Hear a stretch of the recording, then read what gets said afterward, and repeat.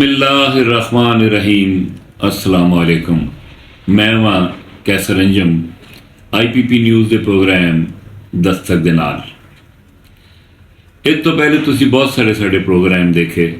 साड़ी कोशिश हुंदी है कि वड्डियां वड्डियां इमारतां च बैठे हुए बेदर्द हुक्मरानां तक ताड़ियां दुख दियां कहानियां उन्हां नाल सांझियां करिए, लेकिन उन्हां कोल ते इन्ना बेला ही नहीं कि साड़ी कोई गल सुनन। सगीर तबस्सम साहब एक बड़े मारूफ शायर ने।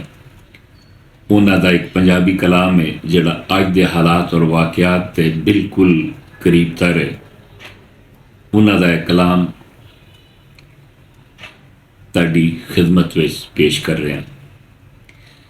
इंज थां थां दिल नूं खोलदे नहीं, इंज थां थां दिल नूं खोलदे नहीं, तुसी बोलदे हो असी बोलदे नहीं, तुसी बोलदे हो असी बोलदे नहीं।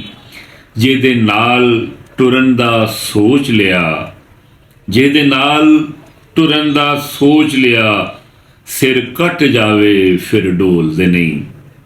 साडी अख ते उंगलां चकदे हो, साडी अख ते उंगलां चकदे हो, मन अपना अंदरों फोलदे नहीं। असां शायर प्यार दे शायर हां, असां शायर प्यार दे शायर हां, मन अपना अंदरों फोलदे नहीं। असां शायर प्यार दे शायर हां, असी जहर दिलां विच घोलदे नहीं।